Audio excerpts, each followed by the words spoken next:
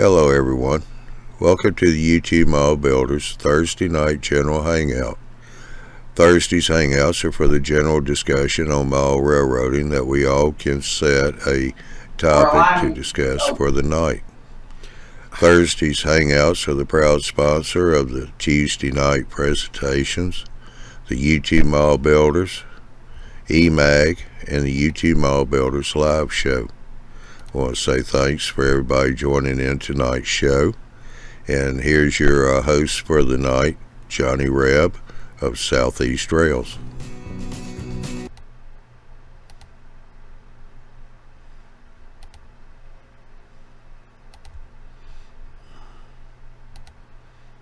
Yeah. Hello everybody. Welcome to the Thursday night hangout.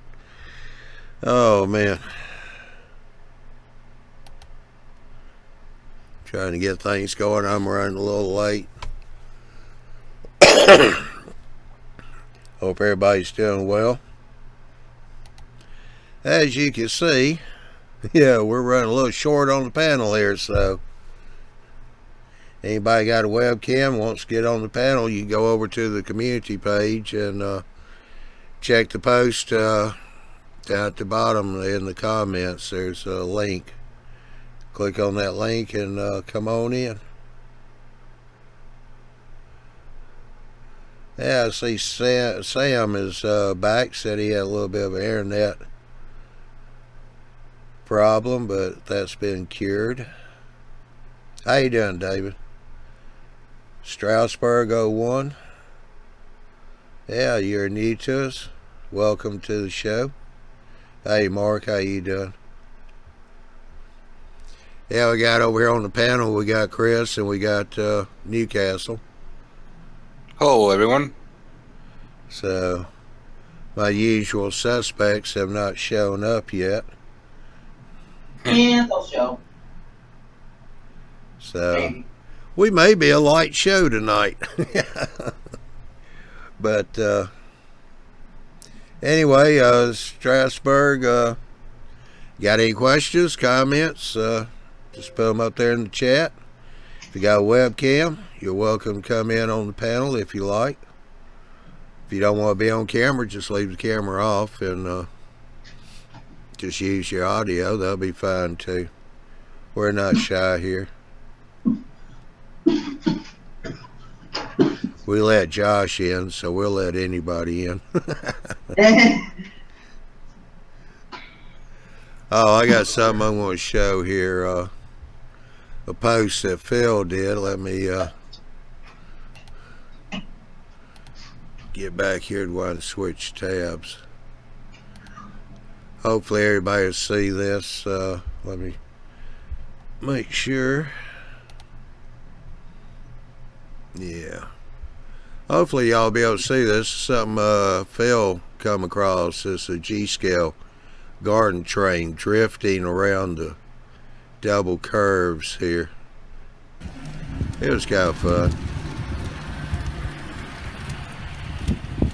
Hopefully people see that on the left hand side there.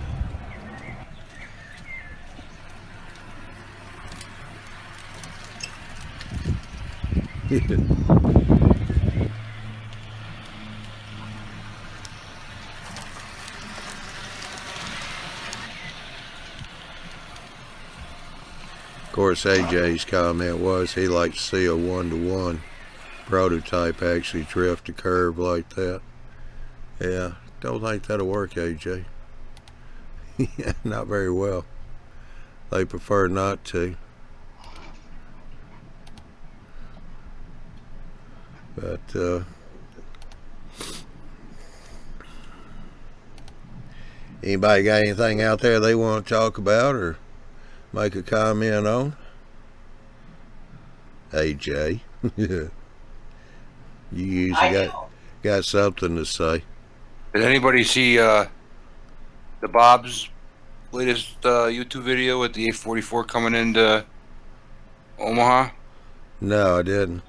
Maybe. I saw a little bit of it, I think. Because I do follow something. Yeah. I guess Union Pacific is sponsoring the College World Series, in Nebraska, and they brought in the 844 to show off for the World Series. And the Bob went down and shot it coming in. It was pretty cool. It was it looked like until behind the steam engine was a AC unit doing a little helper service for the locomotive. Yeah. Because they had the excursion cars attached or hooked on. See Bob's in the chat, so if he wants to come join the panel, come on. Ron Strange and Things. Go back to our community page. You'll see where I posted the show tonight. Scroll down to the bottom of that into the comments, and you'll see 2 posts there. One is for the live link. The other one is for the panel. Just click on the panel link, and that'll pop you right on into the Hangout.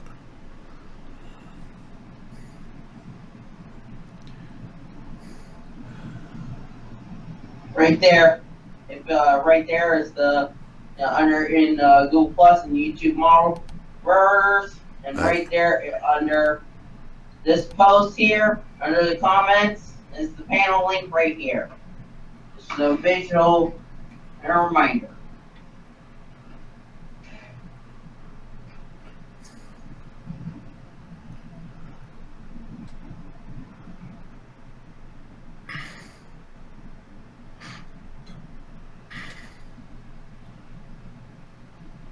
Wait, you working on anything, Chris? I know you don't have a lab, but you working on anything above? Yeah, I got some. I'm working on my article for the EMAG, and I got some Arduino stuff going on and some Raspberry Pi stuff going on. That's pretty much it right now. I kind of toned it down in the summer with coaching baseball with the kid and swimming in the pool. And my me, I am just doing a lot of research for one of the other guys. It's lazy feed off the chair upstairs, because he's been lazy around the last 2 weeks. It actually had some stuff he had to do too on doing the nights we normally work down here. All right, kill your screen share, Josh. How you doing, Ron? Okay. To get the torches done. I'm just waiting for him and doing some research. Yeah. How you doing, Ron? You got a mic that's working? Well, let's find out. Can you hear me? Yes. Pretty low. Pretty low. Well, we'll work on that. How's that a little bit better? Yeah, it got a little bit better when you moved it closer. All right. We'll get it in here. How's everybody doing tonight? Doing pretty good. We're good. How are you? Good, good. See, we got Sam joined in here too. So how you doing, Sam? I'm doing all right, Johnny. How are y'all doing? Oh, pretty good. Got some background noise, but that's okay. Hey, Ron, have you ever been on the Hangouts before, or this is your first time? I have been on the chat a few times before. This is my first time to join the panel. What railroad do you model, and is it loop running or operations? Ask that second part of that question again. I missed that. Is it what railroad you model, and is it loop running or operations? I model BNSF in North Texas into Colorado in 2008. I'm an N-scaler, and it is a point-to-point operations layout. Are you ready? Are you starting to get ready, or are you hosting operating sessions? I haven't hosted any operation sessions yet, but I'm just about ready. I'm at that point right now. So, what are you using? What are you using for car routing and dispatching? For car routing, I'm using car cards and waybills, and dispatching, I'm using some paper dispatching form and track warrants. I'm sorry, say that again. Track warrant. Yeah, it's track warrant. Right. Yeah, modern operations. So using track warrants. You'll notice that Josh is kind of quick on the questions, and he's big in operations. So we mostly just irritate and aggravate. With either one of those things, so that's all right. Yeah. Anybody that hasn't seen it, I posted a full layout tour of my layout on my YouTube channel just about a week and a half ago. My channel's kind of new. I know not everybody maybe has found it yet, but so. Yeah, What's your YouTube it's channel? growing pretty good, I see. Say that again. It's What's your growing pretty YouTube good. channel? Josh, why don't you let somebody else talk for a little bit now? Yay. Okay. I mean, after all, this is my show. I think. You tell him. You tell him, Johnny. Yeah, Josh is my mini. Josh is my mini me. Mhm. Hey, John, if it was your show, we would just have you standing right in the middle and nobody else on here. So this is not that show. All right, go ahead, Bob. Just saying that Ron's channel seems to be growing pretty fast since you started. I don't know. When did you start your channel? I've been up about about 9 weeks. Not very long. Started April 3rd. And, Okay. Yeah, Is it is it- growing pretty fast. What's your channel name, Ron? Is it Ron Strange and Things? it's Ron's Trains and Things. Yes. Okay, I'll make sure I check it out and subscribe. Yeah, that'd be great. It's one of those things that I 325. about doing for a long time and put it off, and then once I did, I'd like, what did I wait so long for? I'm kind of having a ball with it. You know? Yeah. Yeah. Mhm. I tell you what, I'm going has- to interrupt for just a second before this disappears. But Stroudsburg 01, all you do is go to our community page, and in the comments at the bottom, you'll see 2 posted links. The top one is for the live show where you're at now. The second one says panel link. Click on that, and they'll bring you in on the panel. And here he comes. Hello? Hey, Hello. hey, Hi. you made it. How you doing tonight? Good, and you? Oh, just fine. Well, see, it looks like you got a big engine there, so you must be doing what? Lego. Legos. That's not all I do. Uh, I'm also part of the Strasburg Mile Road Club with Barry and Mike. oh, you have our condolences. Yeah. Why? What happened to him? Oh, no. Nothing. They're good guys. We always kid We feel around. sorry for you. No, they're good guys. Yeah.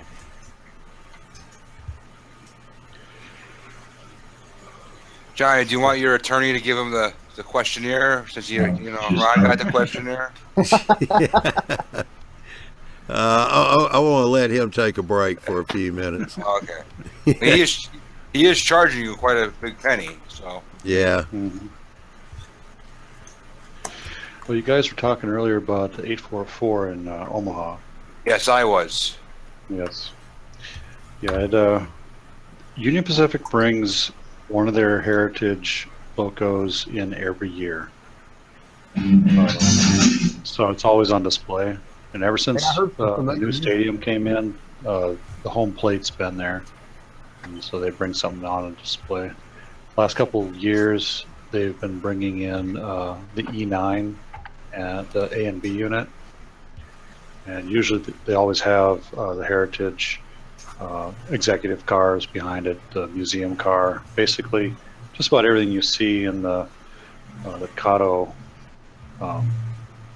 excursion set that they have out there. So this year was 844. Yeah, In about 2020, you'll get the big boy. Yep. I actually ordered the preserved big boy in O scale 4014, which is it'll be the oil burner Mhm. like they're doing now. Right. I had that 844 already, So that's why I was kind of interested in seeing your video, because I actually have that model for him. Yeah. And I have the preserved one, so If my camera hadn't run out of hard drive space, I would have gotten a lot better shots of the side and stuff like that. But, yeah, I saw in your video. Oh, Murphy's Law got me again. yeah. Oh man, that pissed me off. I was gonna comment, bust your chops, but I figured I'd let you go. Yeah, it was just like, oh man, really. And the thing is, I knew that I was running out of hard drive space when I was doing one of my last videos. I'm like, I should probably clean some of that off, and I forgot all about it. Yeah, you looked like standing alongside the tractor with your sunglasses on and your conductor hat on. You looked like like a railroad gangster. Yep. Yeah, don't feel bad, Bob. I went out to the store Sunday because they had their class out there, monthly class. Mm-hmm. Got out there, got all set up, hit the record button. I noticed something popped up on the view screen. Look back over and it says, insert SD card. You forgot to bring one. Yeah, it was sitting there it was getting pretty full, and I took it out so I could clean it up. But I usually carry one or two extras, so I did find one in the bag, stuck it in there. I guess I could have had to put an SD card in mine, but I don't have any for it. So. What does yours run on? Bob, what does yours run on a? I didn't mean to interrupt you, but yours run on a hard drive, I guess. Yeah, I got 120 gig hard drive, so I had plenty of room. I got 867 minutes on it now, free. Wow. So I deleted everything. Got You could shoot a lot of video with that. I was like, I'm out of here. Get rid of all this stuff. I've already copied what I want. Was that built onto the camera, or? Yeah. It's an older style Sony. Uh-huh. XR. Oh, what was it? Oh, XR 500. Got it back in, probably 2008. I've had it quite a while. Yeah, Maybe not that long. Andy just Yeah, popped so in bad. chat. He said, howdy, boys, Andy Bob. I think it wasn't 2008. It was probably 2009 or 10. I think I got that one. I had the old video camera when my daughter got married, so I was like, okay, how long have I had this? But yeah, I don't think you can find hard drive camcorders anymore. Yeah. It's kind of a shame, but Well, with the SD technology taking off, yeah, you're gonna see that. and they try to make a smaller camera, but they end up getting bigger when you make it 4K. Like, well, what's the point? Put a hard drive in it. Yeah. All right. Or at least be able to plug in an external hard drive, so you can just put your USB right in there. And All right, I want to interrupt a second. Marty's just come in the chat. He said, good afternoon, all. Must be time for Chris to go to bed. Let me get his butt in here. That's kind of a little joke here with us on the regular Hangouts. Marty's in Australia, so he's about 14 hours ahead of us. So when he does join, it's late night.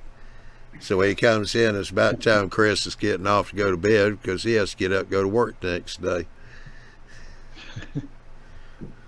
we always ask him what's the weather is like tomorrow. Yeah. Or something like that. Does the world end tomorrow? No, not yet. Yeah. Yeah, I thought I was going to have a problem tonight because we had some pretty bad storms coming across. We don't have a high forecast for rain, but we've been getting those kind of, I don't know if you really call them micro showers or not, but they come in hard and rough and then leave. Mm-hmm. They don't stay We long. got those tonight too. We had one last night. Had 3 inches of rain in 45 minutes. It's Yeah. crazy. 3 inches in 45 minutes. Yeah, Now, that's what state are you a in, sheet of Ron? water. Missouri, Southwest Missouri. Oh, okay. Near Joplin. Yeah, about an hour, about 70 miles northeast of Joplin. I'm kind of equidistant from Joplin, Springfield, and Kansas City. We call it no man's land here. Hmm. Because we're just a long way from everywhere. It's not the edge of the world, but you can see it from here. Yeah.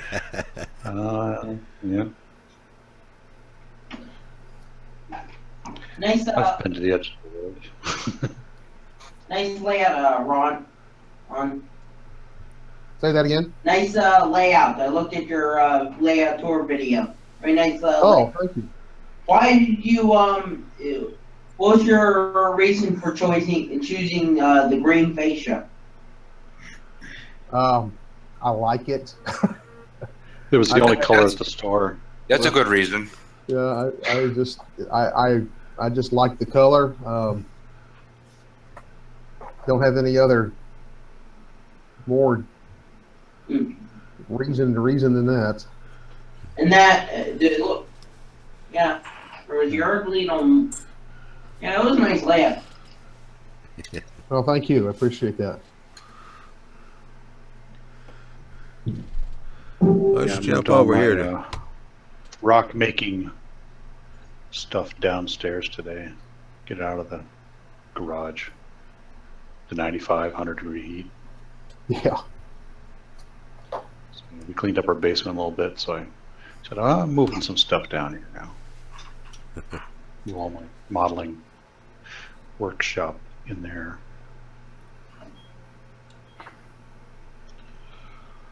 How you doing, Keith?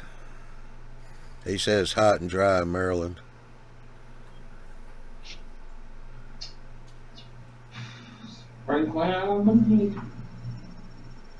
Andrew, glad to see you're in.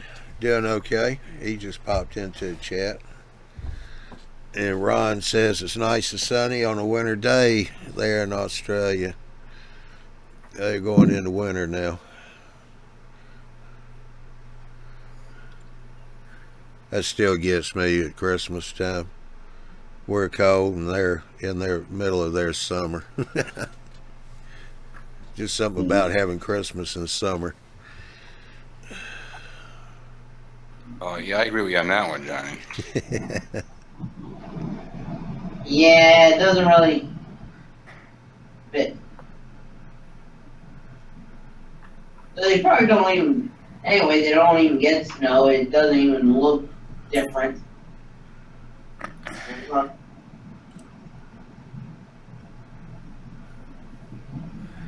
Now let's get back over here to Strasbourg. You working on anything right now?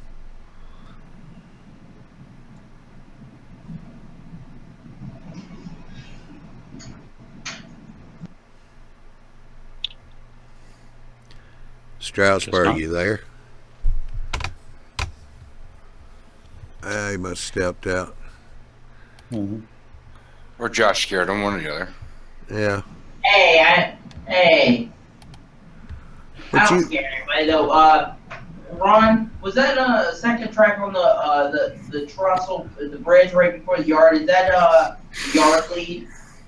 That big yard? On the lower deck? Yeah.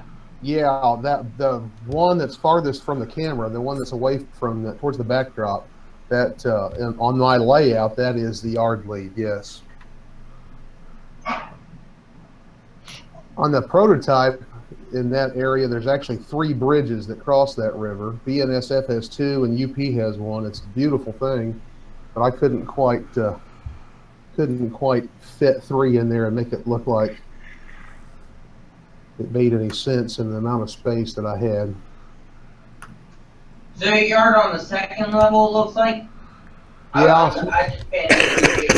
Yeah, there's a smaller yard on the second level, Wichita Falls, Texas yard. It's more of a local switching yard. Does it have a yard lead or does it have to use the main line? No, it has a yard lead. It actually kind of wraps back around towards the helix. It goes back behind the little town of Bowie. If you saw a little Bowie there, it kind of wraps behind Bowie. Those 2 towns run a little bit closer together than I'd like, but there's only so much basement. Yeah. Always only so much room. So what you working on right now? See you doing something there on the workbench. For me? Yeah. Yeah, I'm working on a station, the Amtrak intermodal passenger station in Fort Worth, Texas. I'm doing a scratch build of it, and started it last week, and I may have bitten off more than I could chew, but we're going to find out. Especially considering I told everybody that pays any attention to my channel that I was going to post videos of this thing already, so I'm kind of committed, you know? Yeah. Well, just take a little at a time. There's a picture of what I've bitten off trying to accomplish here, and there's a lot of layering involved there. Yeah. But we'll get there. So do you live near Stockton? In fact, Stockton is the county seat in my county. I'm in El Dorado Springs, which is just 20 miles north, kind of northwest of Stockton. Huh. Stockton is our big school rival here. Oh, El Dorado Springs. Okay. Yep. Yeah, I was Google Maps stalking you. I see. That's fine. That's creepy. Well, Stockton, challenge, we go to vacation from here, go down to the lake in Stockton. Well, see, Stockton was equal distant between Springfield and Joplin by around 75 miles. So I figured, okay. Yeah, that's about right. So, yeah, we've done a few Facebook map, Google Map stalking stuff from a few people over the past. Well, I'm not running from anybody, so that doesn't concern me. No, so let's see who can find his house. Well, you will be after tonight. Yeah, the funniest one we did was Troy, Pacific North Central. There's about 3 of us. We were just the 4 of us, I think, in the hangout, and all 3 of us had gotten on Google Earth and started Googling, and we got down to his house, and he was talking to us on the hangout, and about that time he said, well, I need to take a smoke break, stepped outside on his front porch. Yeah, we were talking to him, and we said, well, why don't you come on out in the driveway with us? And he kind of hesitated, and he looked around, and he goes, y'all not in my driveway. You live right across the street from that yard. It's got the huge rock in the middle, and you got the basketball court there on your garage. Oh, boy, did he get a little freaked out on that one. Yes. Oh, that's awful. The thing is, that's where I got my Helix from. When I drove right up to Troy's house, picked it up. He goes, you know where I'm at? Of course I know where you're at. Yeah. I know where you live. Remember, we were there about a year ago. Yep. Oh, we like to have fun here. Of course, he was 9 hours away, and I found it.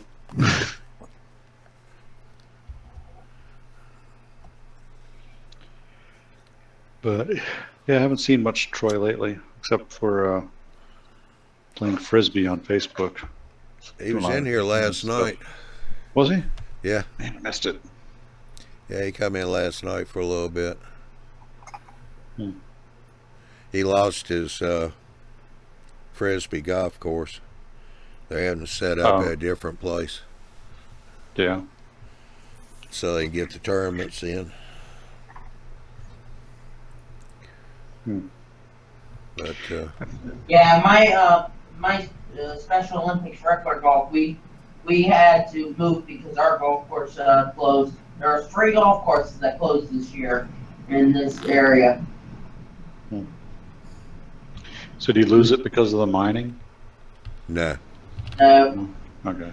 This mostly because the 2 of they were close to the college town and houses and different stuff because they were closest to the college town in this area. So yeah, there is a lot of limestone pits around here. We're really a lot of limestone pits. Actually, there's even a railroad transfer, so they can transfer it to railroad from trucks and trains when I'm south. Huh. Served by 2 railroads in this area. We also have salt mines.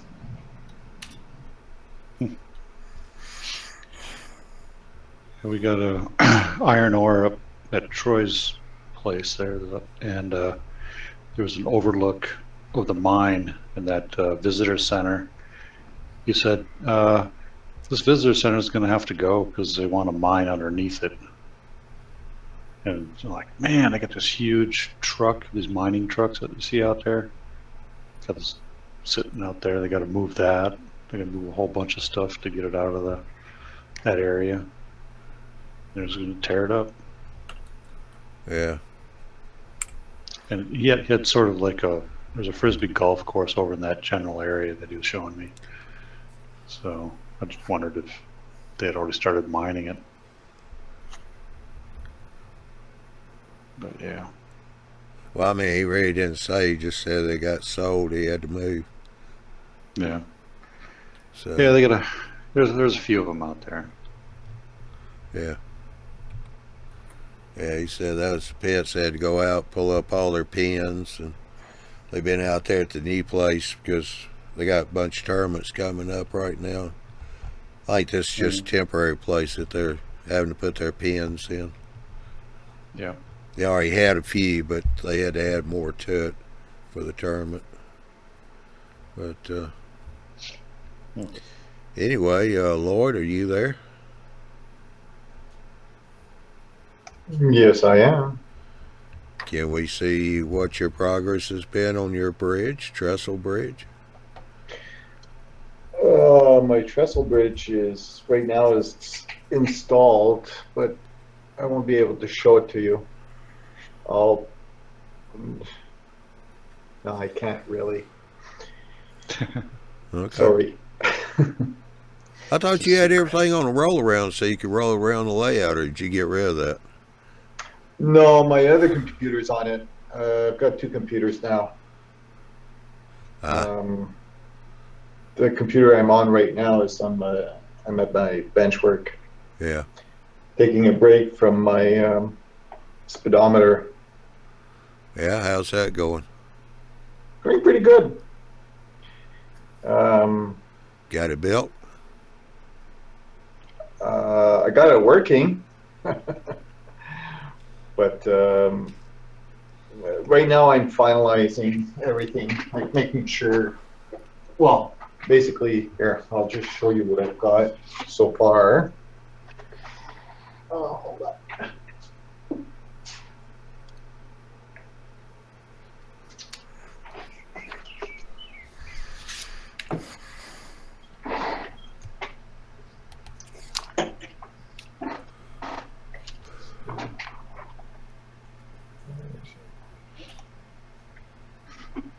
Yeah, so right now I've got sensors under the track, Uh-huh.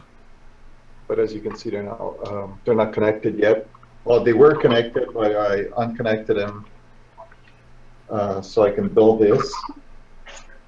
Then I've put my LCD screen in a like a billboard. All right, that's good. Yeah. And that's it for now. All the rest is right here. Yeah. As you can see, everything is tagged so that I know where they go. Same thing with all these wires. Yeah. Now, I'm so good at electronics. I need those. all right, now you built that using the what, Arduino? Yes. And you're going to transfer it to what, a Mini or something? That's right. Okay. And this one is going to be on my workbench, and I'm going to build another one that's going to go on my layout. No, on my layout. Yeah. Oh boy, here we go. So there's 2 that I'm building for myself, and then there's one you can have. Hey, what about mine? What about yours? You don't have a layout. Sorry, Chris. I had to tell everybody. That's okay. Next time you want help, I'm not gonna help you. No, I need your help. You know I'm good. How good I am with Arduino. Well, then you better apologize like right now. Okay, I apologize. How you doing, Steve, over in UK? This is just an armchair modeler. What? An armchair modeler. So yeah, I've got one trestle almost finished. I got to work on my second one.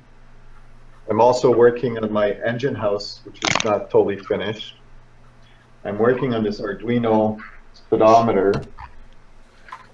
And this week I received a box of super trees, which I'm going to start working on. I still have tracks to install, wiring to do, bench work to do. I'm pretty busy.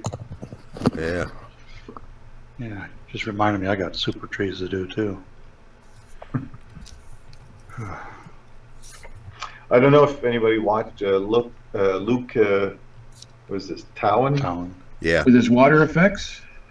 Yes. Yeah. Yeah. Personally, it's not the water effect. It's basically his nice little diorama. Really does a good job about it. Yeah, I hadn't looked at it yet. I'm going to. But look like he might have used epoxy. Have you looked at it to see what he used for the water? He used Tex Light. Oh, okay. I made specific note of that because I was watching it like it was, I was glued to it. Yeah, I think what I've seen is kind of impressive. JD just did, and this is not the EMAG guy. This is JD's Trains on YouTube. It's an N scaler. Works the line around here, around my own town actually. He did that woodland scenic water. And he did a better job than he did with his former product that he was using. That easy water he was using previously, and now he did a mix again. And it's kind of the same water I gotta make one of these days on my layout. And I might try that new water product that Woodland Scenic has. The deep pour water? Yeah. That looks pretty interesting. Well, their deep pour water basically is the same as magic water. It's an epoxy kind of thing, isn't it? And, yep, it's a two-part system. Yeah. It really is the same as magic water. We've sort of played around with it in the store.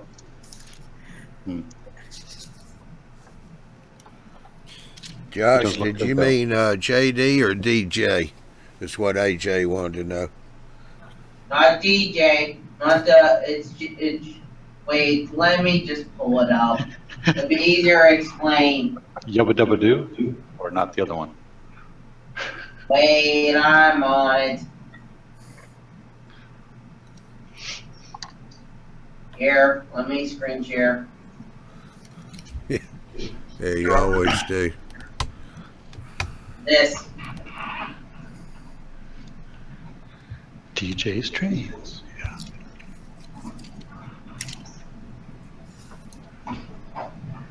Yeah. I always thought it said DJ Strains.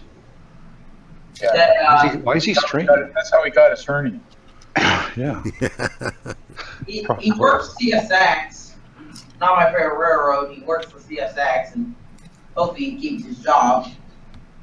CSX is going to be the next Penn Central, we're all saying. All the guys around here are.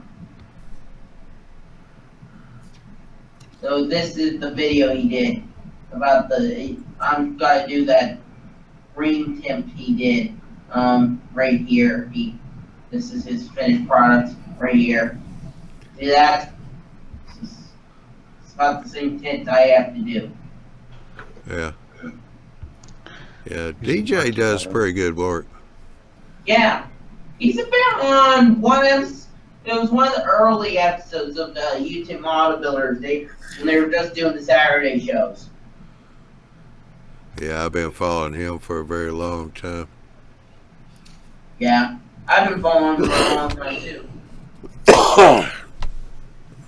Yeah, he works the Newcastle sub that runs right here, right in this area, actually from Ravenna, OPNO territory.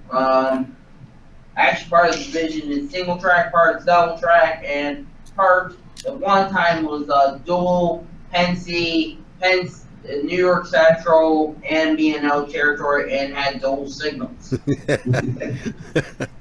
Oh, shoot. Did you just read that too? Yeah. Phil, I'm going to get you for that. I want to say hey to Andrew. I'm not going to try and pronounce your last name because I do not want to butcher it. Andrew M. He just popped in. Good to see you here. Oh man, Phil quit. By the way, Phil, if you get some time tomorrow, give me a call, please. Got a little info for you. Nothing major. But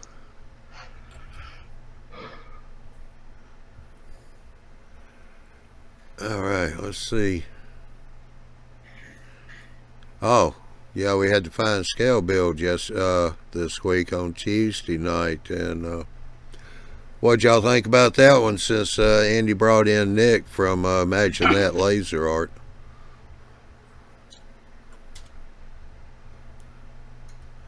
Okay, I thought it was a little more interesting than that. From what I saw, it was really good. He's got a lot of nice kits, and I think he's doing some good stuff as far as being modular, and I like his, like Ralph said, his dock. His force perspective, the shadow box inside the building. That's pretty cool. So there's a lot of cool stuff that they're doing that's a little different. Yeah.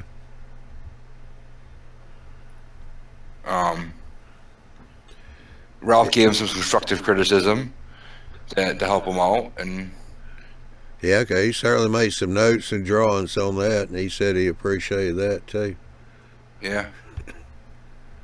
So yeah, it was a good show. It was different, It was a break from watching the guys build, and they were able to kind of talk to the person that, designed and fabricated the kit that they're working on.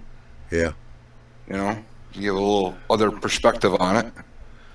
Yeah, I think Andy would like to try and get him in there, let him, do a little building along with him in a show or two also. Yeah. Good stuff.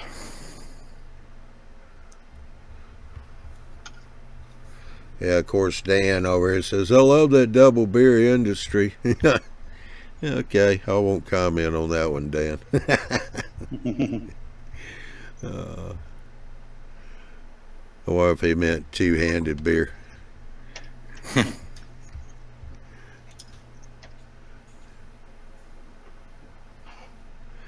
Dwight here says they have a good how-to on their website too, so might want to go check him out. Yeah, I've looked at his website. He's got some really good stuff there. Have to save up my nickels and dimes, pick up a building or two.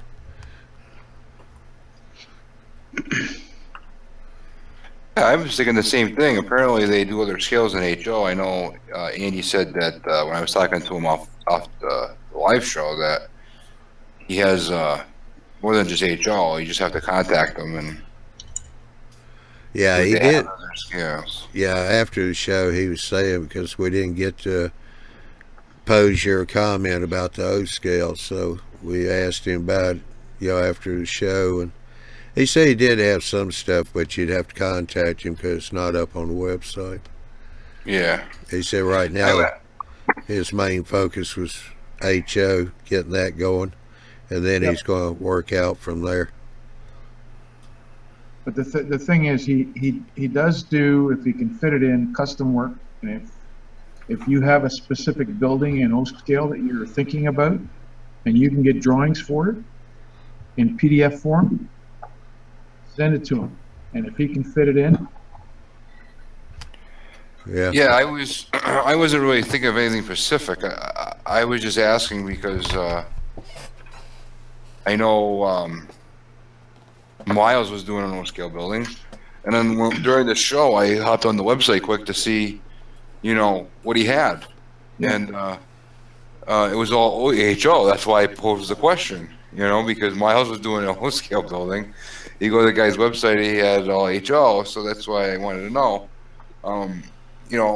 I was just wondering if some of the kits that he had, standard, if he had them in different scales that maybe, the just nice buy. the nice thing about the drawings that he has, he can put them in whatever scale he wants.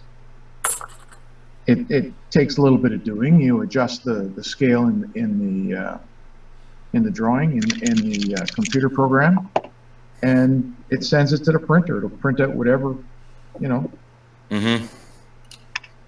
I've watched him do it. I've watched him go from HO to N scale with one kit. Yeah, we got a couple of girls that are doing 3D printing here, and they're part of the Piedmont division. And they said that when they first got started, they started coming up to the meetings, and they gave us a little bit of a clinic on what they were doing, and all showed some of their products off. And she said what she does is she'll design everything in O scale, because that's what she does, is O scale. Mm-hmm. She's found it easier to design it in O scale and then scale it down to S, HO, or N scale. You can add more details that way. Yep. Yeah. But then Yeah, you also have to disappear. you got to be careful with some of the details, because you tend to burn them out if you go too small with the scale Yeah. from a large scale.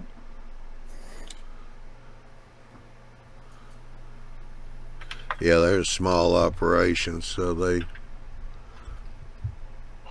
don't have the real high resolution machines, but what they've got does a really good job. The machines he's got are good machines. Yeah.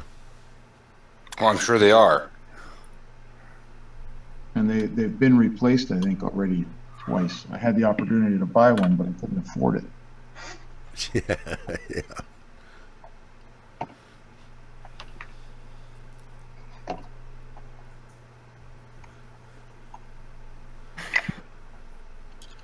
You got any product? Go ahead. No, I just wanted to say really quick, when you said about my question, I thought I lost you guys, or I wasn't on live anymore because the stream just stopped all of a sudden. So that's why I was like, oh, I guess they're done. Yeah. Yeah.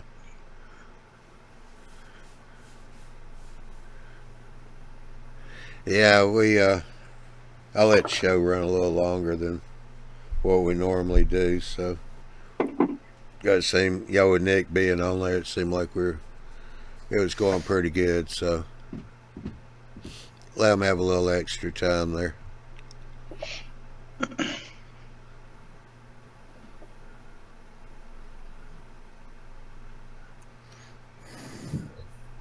How you doing, Jim?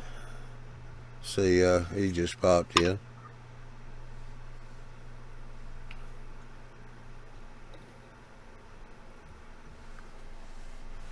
But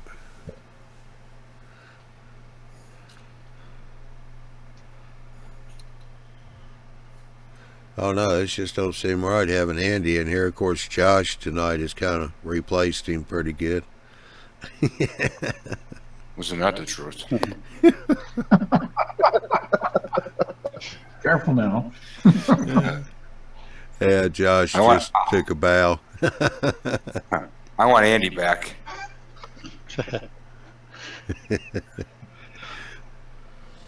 Yeah. Well, Andy has to pay the bills, so he burned the candle. Mm-hmm.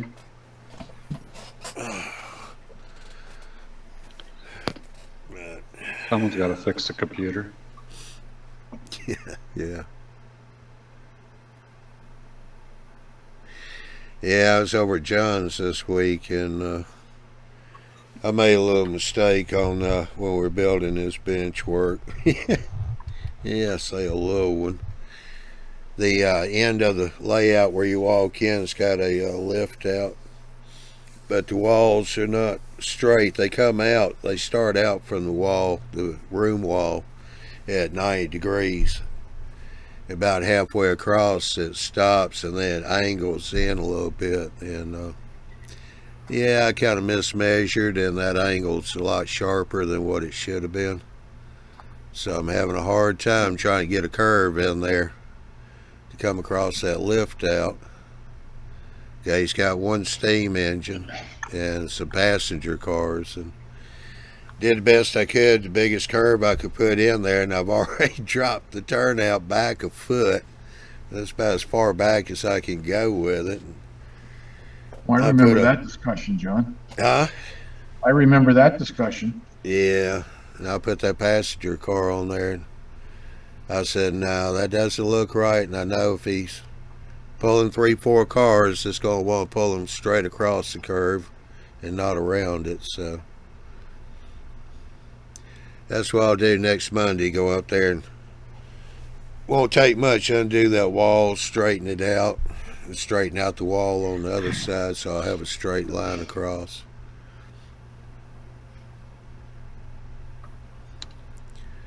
Get that fixed up, get the right curve in there. Once I get that done, I think the rest of the layout's going to go, pretty decent.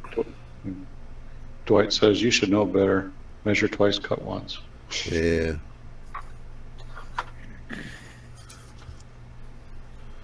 It was hot that day. That's a good excuse. I'll use that one next time. Yeah, because his layout is an old farmhouse. His layout's up in the attic that's been converted.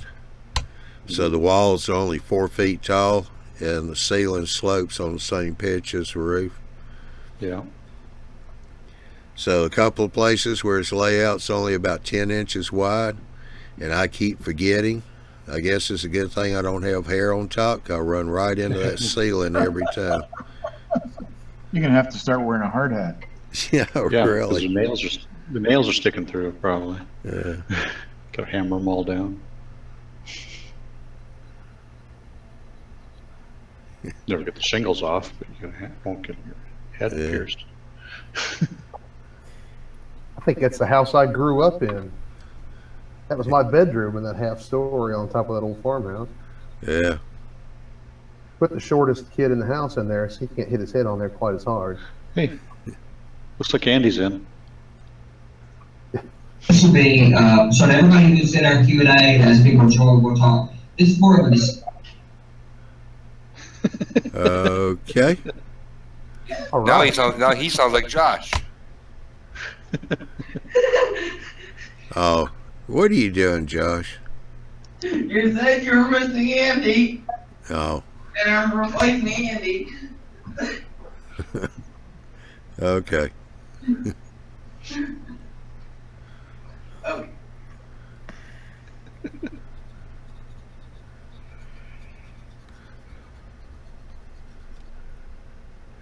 Yeah, Jim said, or just throw all the plans out the window and wing it like I do. Yeah, I've already built all the bench work.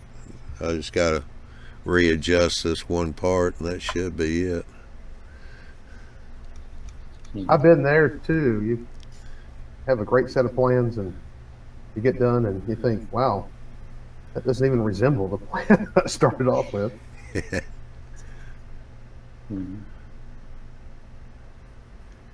Sometimes that works out good, and sometimes that doesn't work out so good at all. Yeah, Bill, the track planner, did the plan on John's, and I mean, it's a real nice plan, real nice layout, and pretty well works, for the kind of room and all we had. John is one of these, he's special needs, and he's got a fixation about a double-ended yard, and I told him that I would That's going to eat up a lot of turnouts. I said, well, I'll make the turnouts for you. So we designed the layout around number 6, turnouts. I didn't realize there's going to be about 40 turnouts in that layout. Just in the yard? No, not just in the yard, the whole layout. Most of them are in the yard. Yeah. Because he's got 5 yard tracks. He's got a caboose track, MOW track, and then we got a track that goes over to the diesel house, and we got a turnout on it that runs the track down beside the diesel house for the steam engine. He's got a single stall house for that. So he's got a few industries around there. The peninsula's got concrete, grain, dairy distributor on one side. The other side's got a small town, a couple of warehouses too. Got a team track. Then when you get to the end there, on that aisleway, he's got his farm scene. And then you come back up the wall there, you got a few other warehouses, another. No, I don't think he's got a team track. Just got a few warehouses. Got 3 lift outs in that thing. Okay, had a storage room door. We had to go across that, but that only gets they only go in there about twice a year. Then his dad wanted to lift out under the window in case he's got to work on the window or something. He can take it out and have more room to work. So those won't be moved that much. I had one of those fixations about a double-ended yard once too, until I started to build one. Realized, hey, some of my classification tracks are going to be about 1.5 feet long, and even in an N scale, that's not very long. Yeah. Realized, wow, one end might be pretty good after all. Yeah. Well, John's got a pretty good room. It's 10 feet wide, 30 feet long. His layout's a 10 by 26, I think it is. Yeah, you at least want the rebel departure tracks to be dual-ended. Classification tracks, it'd be good just stub-ended. Just means the crew has to run around the train and they have to work the other direction. Yeah, I wound up his yard, Bill, since John had a fixation on yards. Bill gave him a really nice yard. He, I think it's like 16.5 feet long.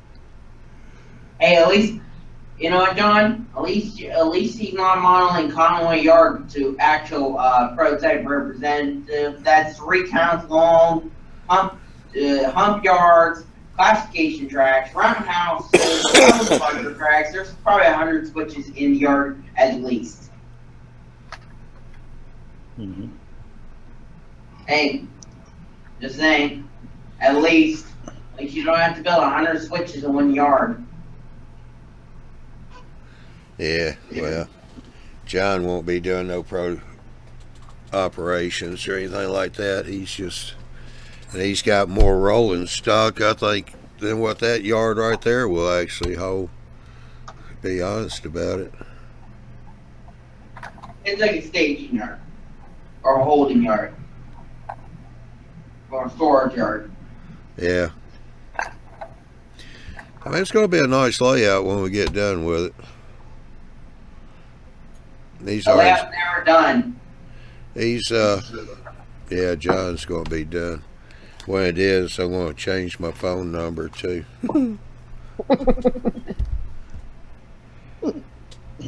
Because one good thing about it is I told Bill that he can't have no electronics, no tortoise machines or nothing, so everything's going to be hand thrown. Why don't you put tortoises in? Nope. Actually, Actually, what about you get RC motors and have Andy do the Arduino boards and stuff to control them? What's flickering on the screen? The heck? Yeah, Andrew here, his comment is, I know the feeling. My mind has already conceived new projects, but I've got to focus on the 25-foot bridge module.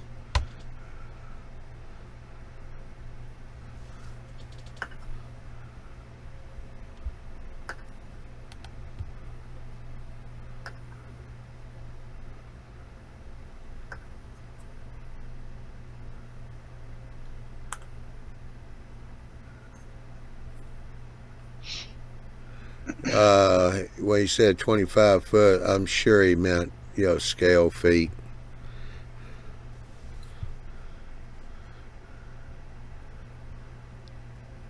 What scale he's modeling in? Yeah, that's a good idea. You want what scale you modeling 25 in, foot Andrew? actual.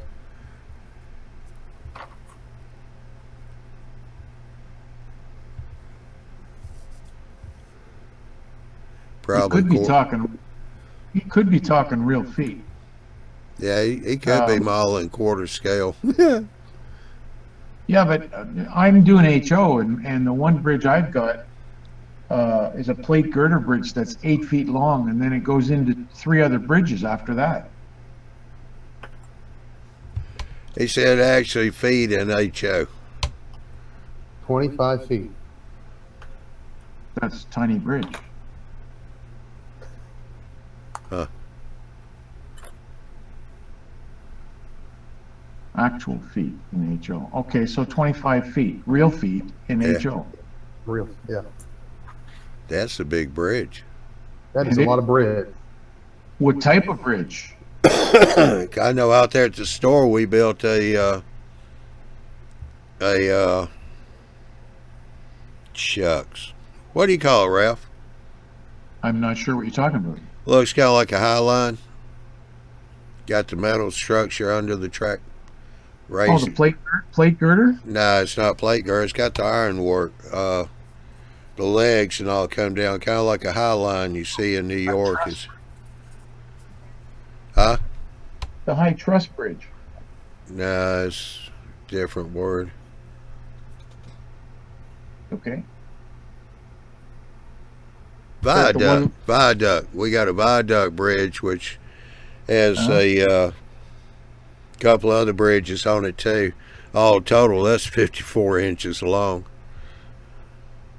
Viaduct is usually concrete or brick or some sort of stone structure with arched openings. Yeah. Yeah, they were calling it, all right, no, guess it wasn't a viaduct. It's what you see up in New York, Chicago, where they do the high lines, where they're up over the street. Oh, the elevated, they call it the L? Yeah. But Mike was calling it something else, so.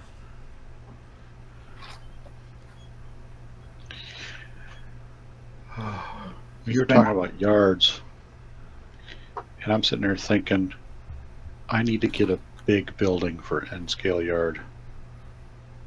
One that's at least 264 feet long by 66 feet wide, just for the yard. To put the yard inside? To put the yard inside. So I need a bigger building than that to actually put a layout in. You're going to be scratch building, buddy. Yeah. That's how much room you'll need. That's how much room you need to model prototypically the size of Bailey Yard in North Platte. Holy shit. Yeah. You and I always bring up Conway. Bailey Yard, Conway was the largest before Bailey. Bailey's 8 miles by 2 miles. 2,850 acres. Yeah, that's one big yard. Mm-hmm. Ah, how you doing, Professor? He says calling selective compression.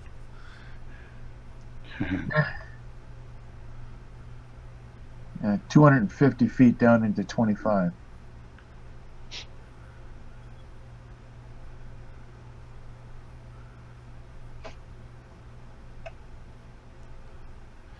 Well, Jim W. here says my time is taken up with a 60,000 square foot warehouse, aka work. LOL. That's big enough for my yard, I think. Hey, I'm sorry, though, did I see a flickering on my camera?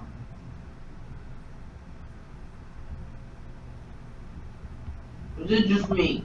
Nah, it's flickering. What's causing that? Can't figure it out. You probably ate too much sugar today. Yeah. Prof says it's totally doable. Your camera's flickering? Yeah, I do see the flash thing there. This just started. Anybody got an idea? I think your camera's dying. It better not. I just got this. Do a refresh, see if that helps. Block him when he comes back. Yeah. I'm still doing it. Yeah, I don't have that feature anymore. That was a pretty quick refresh.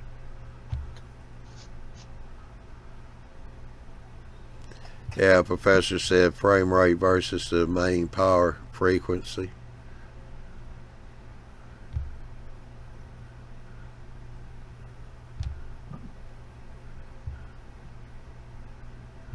Yeah, but if he's depending on the camera, he can go in and change that frame rate.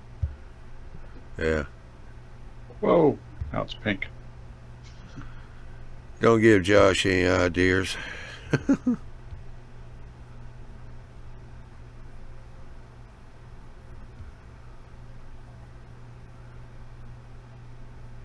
So Josh, Prof says, if you just got the camera, you probably haven't set it up properly yet. Well, it's not flashing now. Probably because he's What do we not do with watching. that pink screen? It's Or been, it's just frozen. I got it at Christmas. Yeah, that's that Logitech 920, isn't it? Yeah. Oh, Yeah. that explains it. That's the webcam. What explains?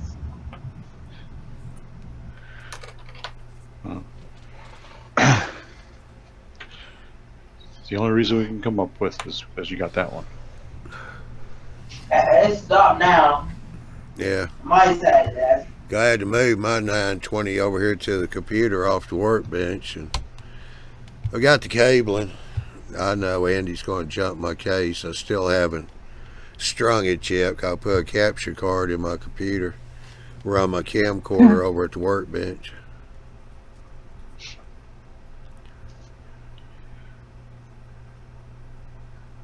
You know, sometimes the camera may have an auto white balance. Yep. You have a lot of light shining in it. You know, it gets a little confused by how it's going to adjust the. And all you have to do is Sure. walk by a certain spot and it readjusts. Yeah, yeah. So lots of things. Let's get this shit. Now it's stopped doing it on my side. Let's get the show back on rolling. Instead of talking about my camera problem. Yeah, Josh hasn't got that. Yeah, he's only using about 15 feet of cable. He bought that cable. It's got the amplifier built in for the webcam. Oh, really? Yeah. I didn't know there was such a thing. Yeah, they sell them as what they call a 16 meter. They say you can't take web over 16 meters. But what I did was I was using a 25-foot Cat 6 with the Cat 6 to USB adapters. The one thing I had to do was on the camera end, I had to plug the camera into a USB powered hub to boost the signal up Yep. back to the computer. It worked fine.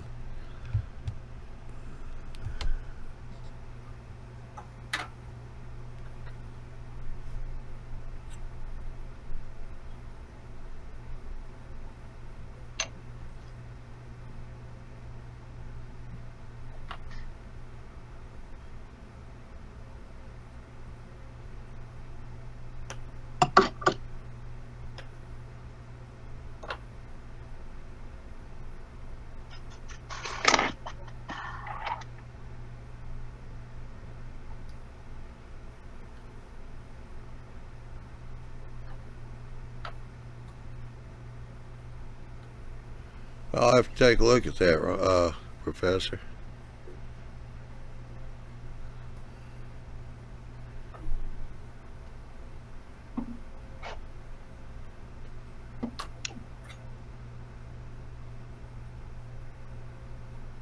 Huh, okay.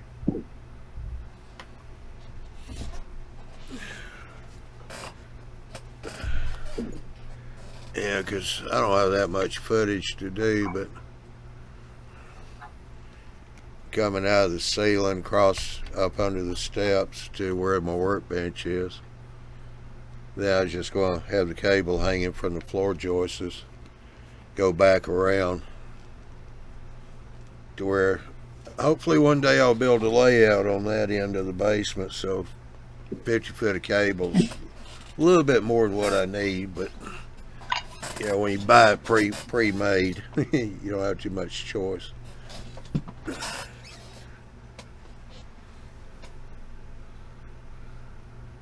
Have you got the tools to make Cat 5, Cat 6 cable? No. How long do you want a cable? I've already got the cable I need. Oh, okay. Yeah, I've I got got it. a box of wire. I got a box of wire and I got the tools. Yeah, well, I appreciate that. Now I got a 50 foot Cat 6. No, 50 foot HDMI or HDI cable that I'm using for the camcorder. I only use the Cat 6 on the webcam. For the camcorder, I'm using the HDI cable, 50 foot. Okay. That way I didn't have to get any adapters or anything. I figured I'd get a better signal if I just went with the HDI cable. Not have so many different connections in line between the camera and the capture card.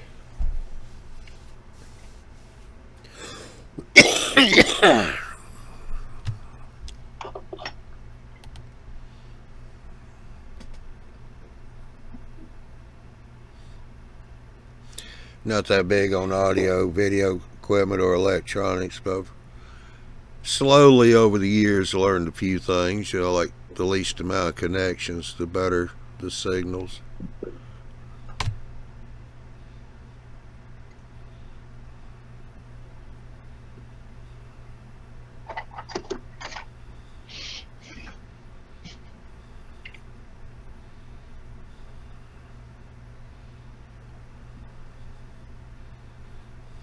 Mhm.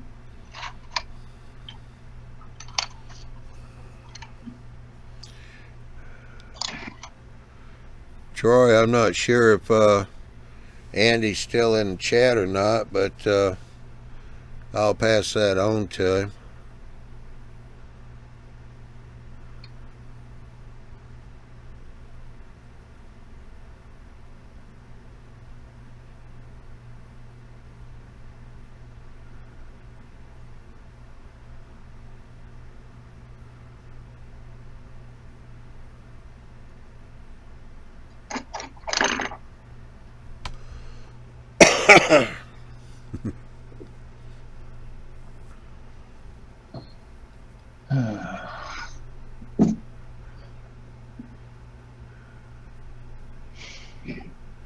Yeah, we got a little discussion going over here in the chat about the yards. Yeah, what are they saying? They got a few things going on here about perspectives and all.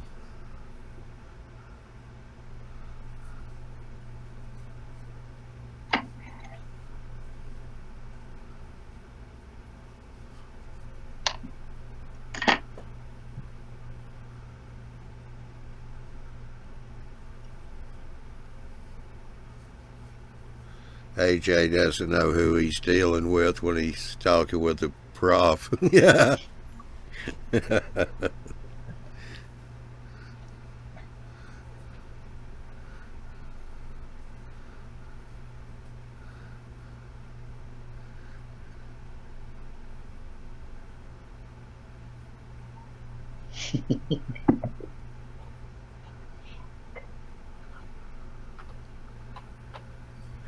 Tell you what, Troy, just send me an email and I'll pass it on to Andy. My email is southeastrails, one word, lowercase, @gmail.com. You can just send me an email, just say test or whatever. And I'll pass it on to Andy.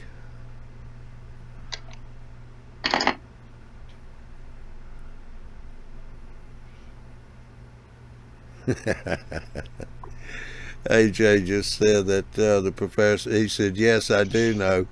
The professor is a human computer. LOL. The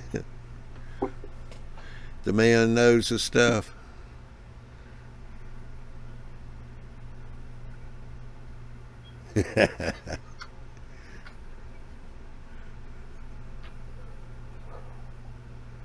Hopefully you got that, Troy. That'll be southeastrails@gmail.com.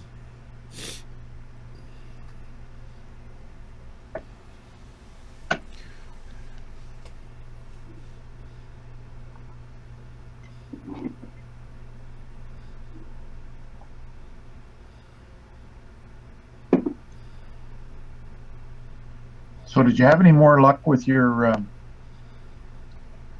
the fast tracks tool that you were working with, John? I'm sorry, did you say something? I think the battery's died on my hearing aids. Yeah. What? Did you have any better luck with that fast tracks tool that you were working with? Well, yes and no. It's still taking way Okay. too much off the base of the rail, but yeah, I filed 2 of them last night. I didn't have any file chatter on them, but it's still taking too much off the base. So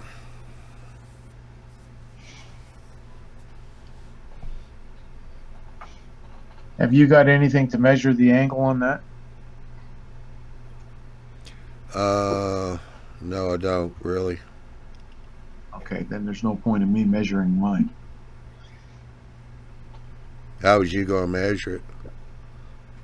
I have one of those fancy Dan protractors.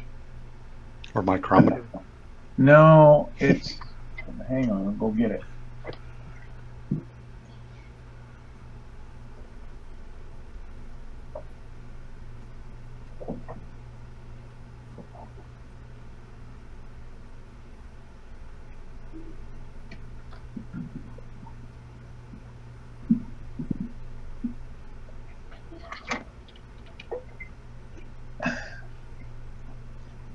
It'll adjust to any angle. Oh, okay. Yeah, those things. I've You seen can those. measure, you can measure inside, outside angles, whatever you want in it. So just the way it's sitting, I could put this on the tabletop, this edge here, and put this edge on the tool, Yeah. and it'll read out what the angle is.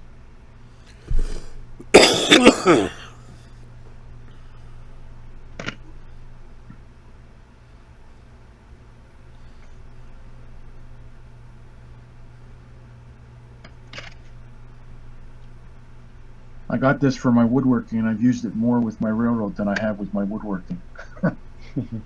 Yeah. Yeah, I kind of made my own little one when I was trying to figure out the angle to cut my styrofoam on my door with the other side that it's supposed to go up against. Just put a couple pieces of foam on either side, made the line going across there, kind of squeezed it together and just kind of like traced it out. Yeah. Yep, that's my angle on a piece of paper, and it worked out pretty good. But then I saw that tool and I went, oh man, I could have used that.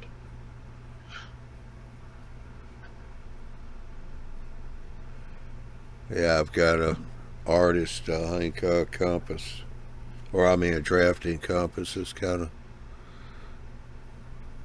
high end. But I don't have that here. I use it on my table saw for setting the angles on the saw blade. It's down there in Atlanta.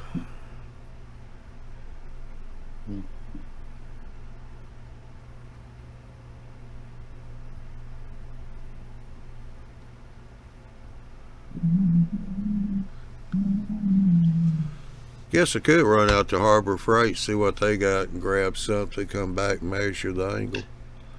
Yeah. Well, let me know if you do, because then I'll measure mine and we can compare. Okay. Yeah. I haven't been out there in a while, so that'd be a good excuse for Like tomorrow. Good excuse to go shopping. Yeah. Man shopping. Yeah. Mm-hmm. So I do. And while you're out, pick up a loaf of bread and some milk. Yeah. I just did Well, that. you do have to forage. Take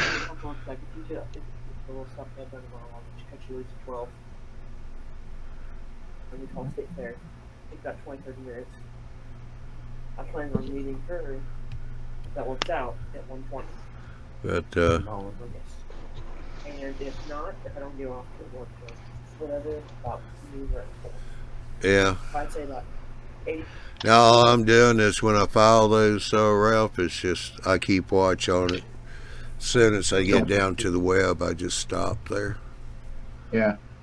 That's 50-50, honestly. I really want to have her come through. I think we might just like hang around tomorrow. Yeah, I think what I'm going to do is, if anything, I'll just start roughing them out on the belt sander. I got tabletop belt sander, and just use the fixture to clean them up.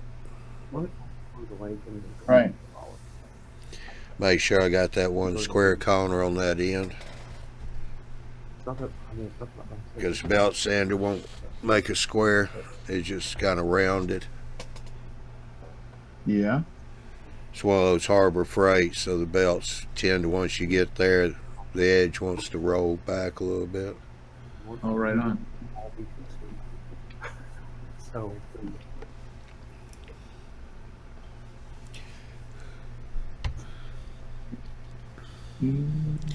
I mean, for the price of it and all, yeah, I can't complain about that little belt sander. It works out good. But you're not going to. Well, I can't remember who it was that had this little 1-inch belt sander and disc sander on sale. I was so tempted to buy it. Yeah. Yeah, that's what mine is. It's got a 5-inch disc sander on the side of it. I got mine And a from 1-inch. Yeah, 1-inch belt. It's a Harbor Freight.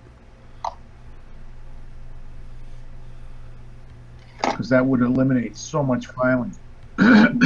Take off the just rough sanding and then finish it off with a file. Yeah. Yeah, Code 100 microengineering. That's not the easiest stuff to file. Oh, I know that.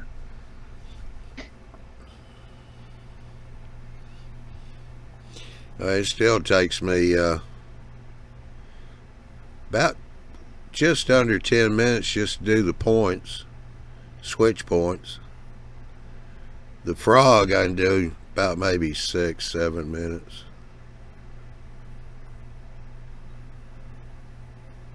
Well, I got my whole turnout say number 5 turnout. I got a whole turnout down to about 40 minutes. Yeah. Which I figure is not bad. Not that I'm trying to race it through, you know, but when you got a whole bunch of them to do, the faster they go, the better, right? Yeah. Yep. That's logical. Yeah, what hurt me was I've already made a bunch of them for Curtis, but had to take a break since I found out my stockade tool wasn't right, so waiting on another one to come in. And then when it came in, I went back to doing the soldering. My soldering went to pot on me. Couldn't get that to work right. I finally got it kind of going again.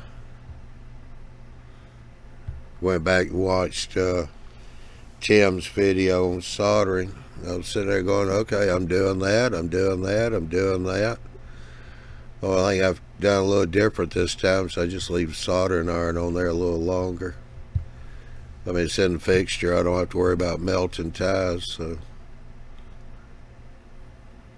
that's true.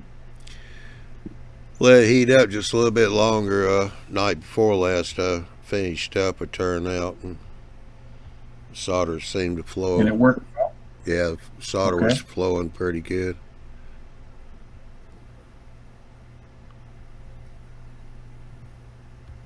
It's not like you have one of these new solders now with the higher tin count.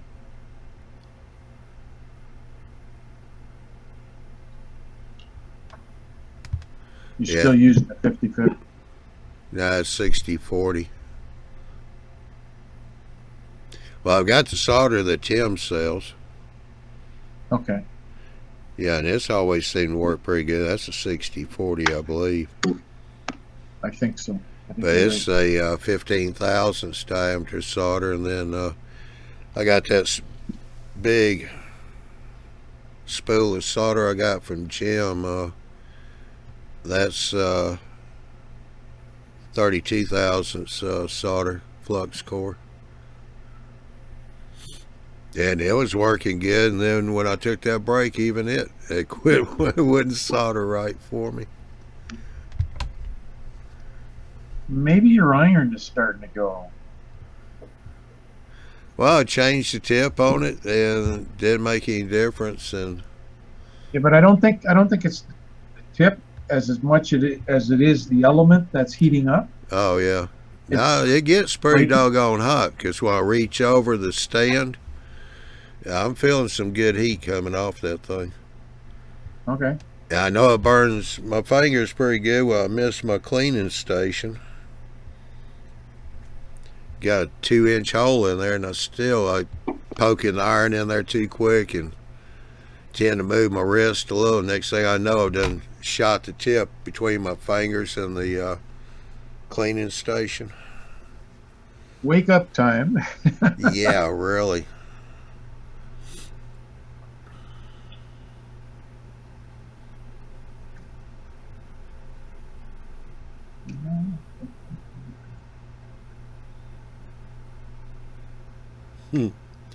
Yeah, professor said bad solder.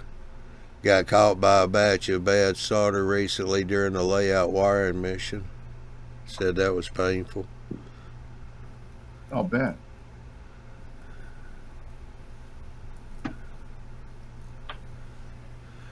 Well, here comes Marty.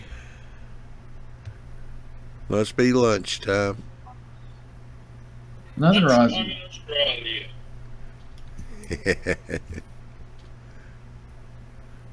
Oh, look, it's time for me to go to bed. Yep. Hey, Chris, he even brought you a snack before you go to bed. Yeah, he always brings snacks, but he never shares. Typical Australian. They don't share their food very well down there. Because I'm eating the sandwiches. No, I'm just explaining why I'm getting lampooned. Just because you're you, that's all. Yep, you watch now. Within 10 minutes, Ralph and Chris will go to bed. No, not me. Ralph, you hear that? He's calling us out. Yeah, I heard that. You gonna take that? I'm gonna have to, and then I'm gonna have to prove him wrong. Oh, you're getting, I don't know, you're getting less feisty now. I don't know what it is, but I don't like this, Ralph. No, I just take it and prove him wrong. That's all I have to do.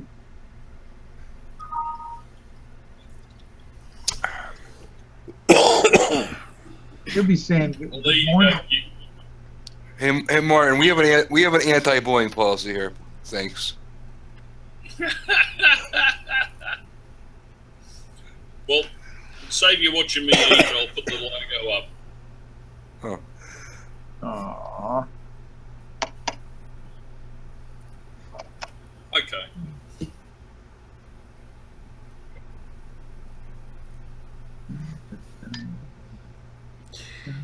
Well, Curtis just jumped in. Dwight asked him if he got his problem fixed. I think he's talking about a engine that Curtis has when he's running it. When he blows the whistle on the engine, the loco stops. Yeah, it was an MTH engine. I remember. Yeah, that. MTH. Because he just said they still having problems. They may open it up. Is that some kind of a capacitor problem? He needs to oil the whistle.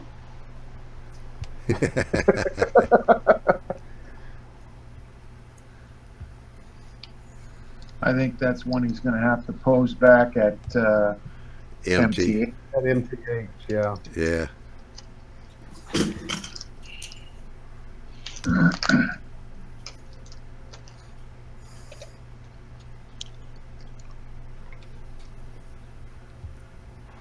So if it does that with the whistle, what does it do with the other buttons? Does it do anything different with the other buttons?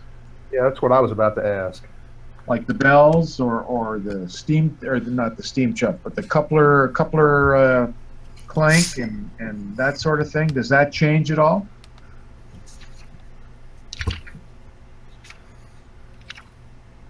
We'll give him a second, see if he answers.